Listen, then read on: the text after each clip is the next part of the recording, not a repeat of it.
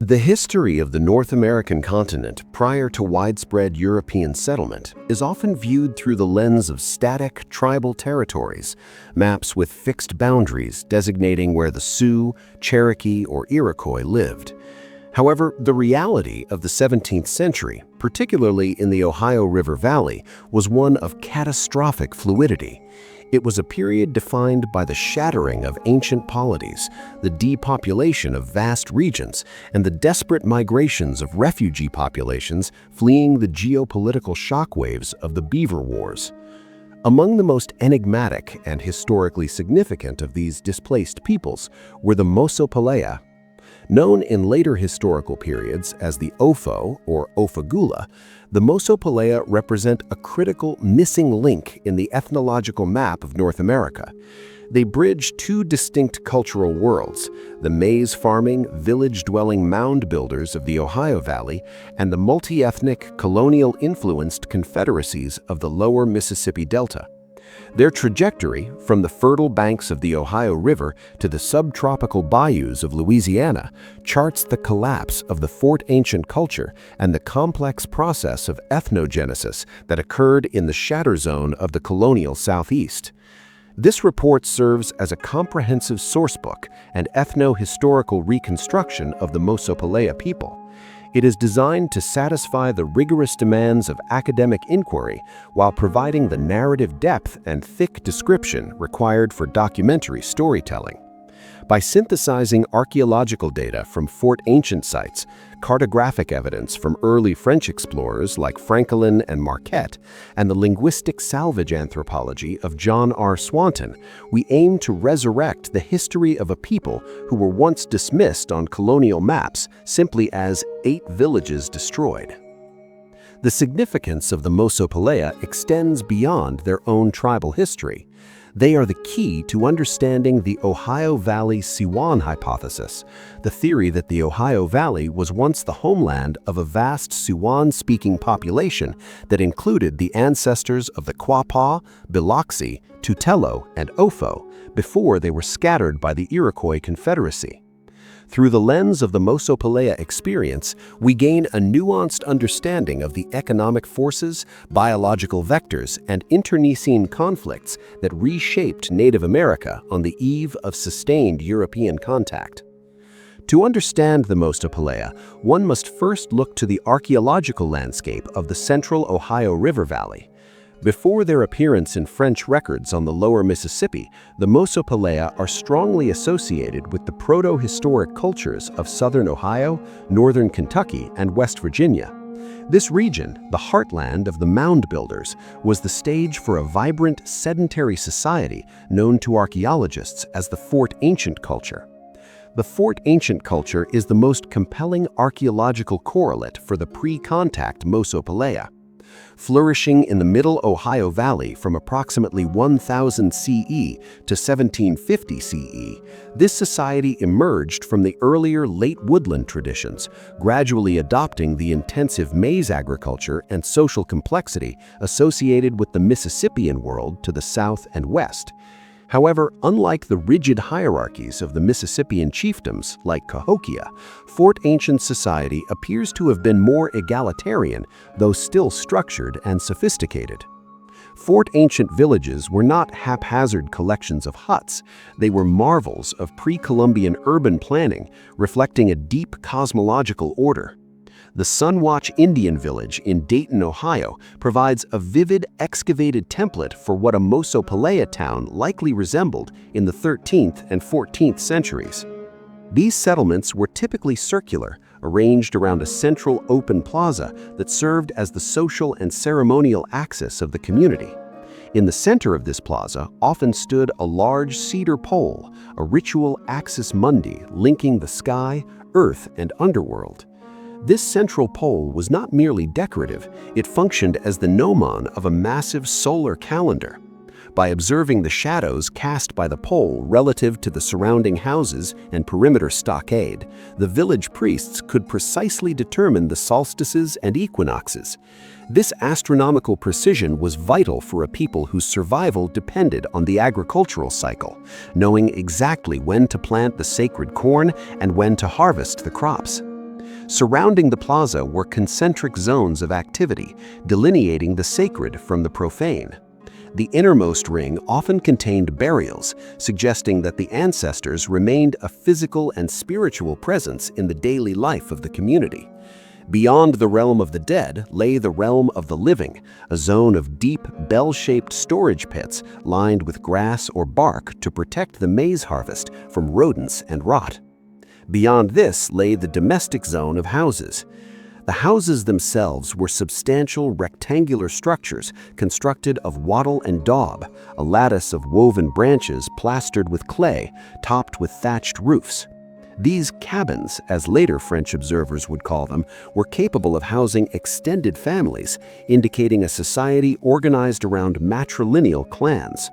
The permanence of this architecture confirms that the Mosopelea were a sedentary people, rooted to their geography by the demands of their crops and the weight of their traditions. The economic engine of the Fort Ancient people, and by extension the ancestral Mosopelea, was maize. By 1000 CE, corn had become the dietary staple, accounting for up to 75% of the caloric intake in some communities. This reliance on a storable high-energy crop allowed for population densities that hunting and gathering could never support. Agriculture was likely the domain of women who cultivated the three sisters, corn, beans, and squash. This triad of crops was an agronomic genius. The corn provided a stalk for the beans to climb, the beans fixed nitrogen in the soil to feed the corn, and the squash spread its broad leaves along the ground, retaining moisture and suppressing weeds. They also cultivated sunflowers and tobacco, the latter essential for religious ceremonies and diplomatic rituals involving the calumet or peace pipe. Despite their agricultural prowess, the Mosopelea were not strictly vegetarians. They were expert hunters, utilizing the bow and arrow, a technology that became prevalent in the region around 700 CE, to harvest white-tailed deer, elk, black bear, and turkey. The rivers provided a bounty of fish and mussels. In a display of resourceful adaptation, the shells of freshwater mussels were drilled and hafted to wooden handles, creating efficient hoes for tilling the heavy bottomland soils of the Ohio River valleys. One of the most diagnostic markers of Fort Ancient culture is its pottery, particularly the presence of the guilloche design. This interlaced, ribbon-like pattern incised onto the necks of clay jars is ubiquitous in the Madisonville focus of the Fort Ancient culture, which geographically aligns with the Mosopelea Sipi, or River of the Mosopelea, depicted on Franklin's 1684 map. The guilloche is more than mere decoration, it's a symbol with deep iconographic resonance. Ethnohistorical analysis and comparative mythology suggest the guilloche represents intertwined snakes or flowing rivers, concepts that were often conflated in indigenous cosmology. The great horned serpent, a powerful and sometimes malevolent underworld deity in Eastern Woodlands mythology, lived in the deep waters and was associated with the power of the river. If the Mosopelea were indeed the potters who etched these serpentine designs, it speaks to a worldview where the fluid dynamics of the river and the power of the great serpent were central to their identity. This cosmology was fitting for a people who lived on the banks of the Ohio, or Beautiful River, and who would eventually undertake a harrowing migration down the Mississippi, or Father of Waters. The persistence of this motif suggests a cultural continuity that would be tested but not broken by the violence that came. The specific localization of the Mosopelea in the Ohio Valley relies heavily on the cartographic evidence provided by Jean-Baptiste Louis Franquelin, the royal hydrographer in Quebec. His 1684 map, Carte de Louisiane, is a foundational document for Ohio Valley ethnohistory. Based on intelligence gathered by LaSalle from Shawnee and other indigenous informants, Franquelin depicted the Ohio River labeled as Mosopelea Sipi, or River of the Mosopelea. On the north bank of this river, in the region between the Muskingum, Scioto, and Miami rivers, Franquelin placed a haunting notation, Mosopelea, F-I-D-E-T-R-U-I-T-S, Mosopelea, 8 villages destroyed. This notation is specific and chilling. It does not merely indicate a presence, it memorializes an absence. It locates the Mosopelea in the very heartland of the Madisonville horizon of the Fort Ancient culture, where large town-like sites were common in the proto-historic period. The reference to 8 villages implies a significant polity, a confederacy, or a dense cluster of towns, rather than a single isolated settlement. This aligns with the archaeological record, which shows that late Fort Ancient settlements were becoming larger and more nucleated, perhaps in response to external threats. The fact that they were marked as destroyed by 1684 confirms their displacement occurred prior to direct French exploration of the Ohio, creating a historical vacuum that has only recently been filled by the convergence of archaeology and ethnohistory. The destruction of the Mosopelea homeland was not an isolated event, but a casualty of a continental conflict known as the Beaver Wars, roughly 1640 to 1701. This series of brutal conflicts reshaped the demographic map of North America, emptying the Ohio Valley of its indigenous inhabitants and creating a vast shatter zone of refugees. The driving force behind the Beaver Wars was the insatiable European demand for beaver pelts, which were transformed into felt hats, a waterproof status symbol in Europe. The Iroquois Confederacy, Haudenosaunee, based in present-day upstate New York, had exhausted the beaver populations in their own territories by 1640.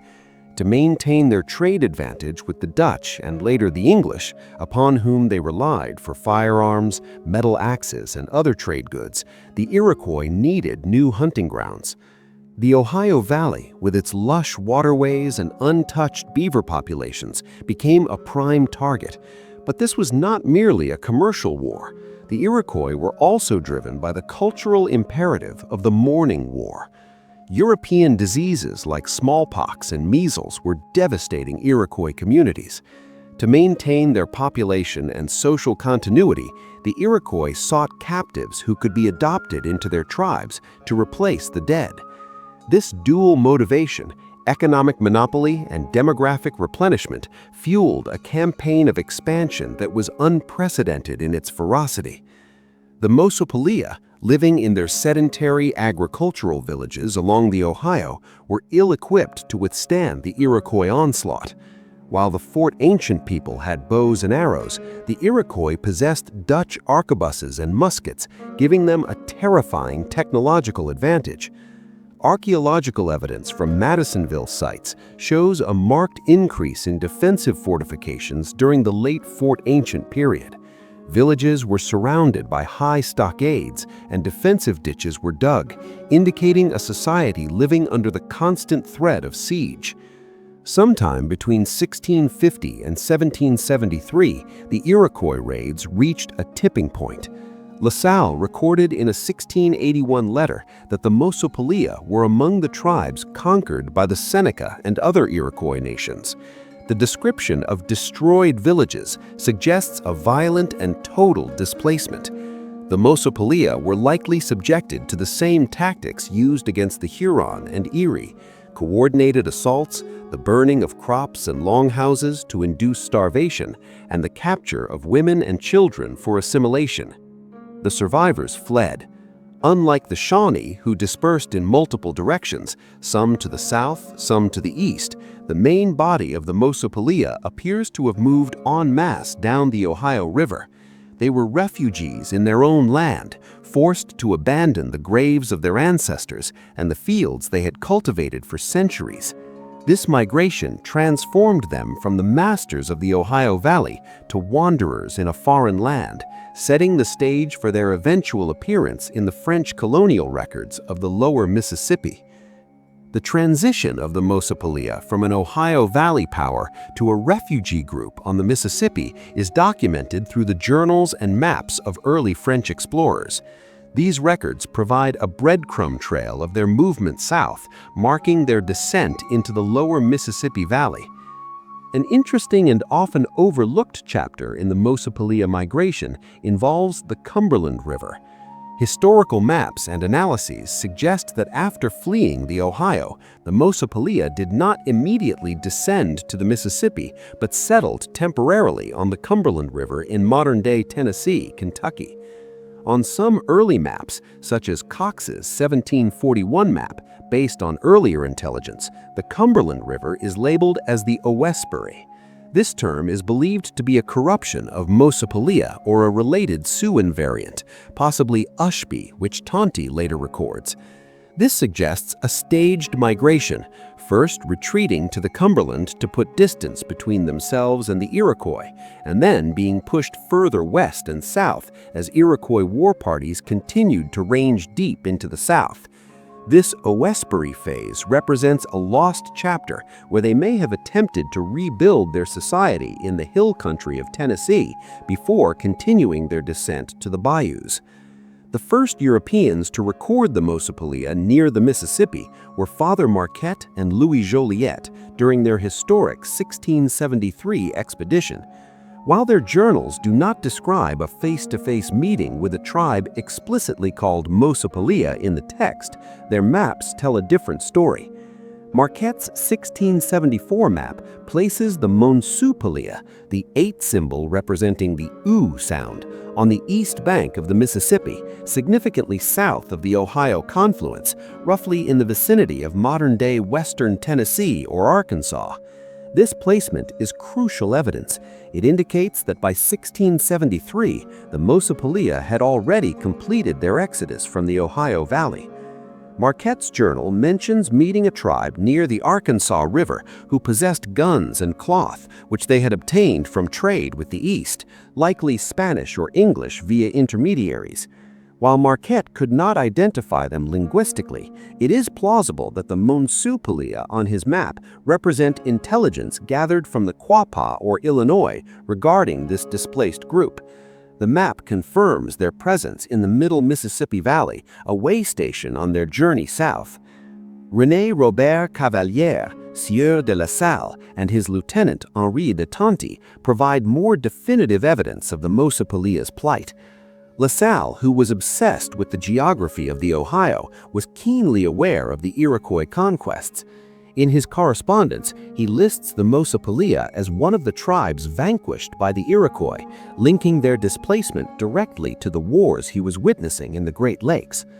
Henri de Tonti, the Iron Hand, mentions the tribe in his memoirs and letters, referring to them variously as Mosopelea or the Quapaw name Chunk. Tonti's interactions confirm that by the 1680s, the Mosopelea were no longer a cohesive power on the Ohio, but were fragmented groups moving among the nations of the lower Mississippi. Tonti notes their presence among the Taensa and later the Quapaw, indicating a strategy of seeking protection through alliance with powerful established chiefdoms. This period marked a precarious existence as the refugees navigated the shifting alliances of the river tribes while trying to avoid the slave raids of the Chickasaw, allies of the English, and the continued reach of the Iroquois. By the turn of the 18th century, the Mosopelea had completed their migration and established themselves in the lower Mississippi Valley. Here, they underwent a profound transformation, adopting new names and forging new alliances to survive in a rapidly changing colonial landscape.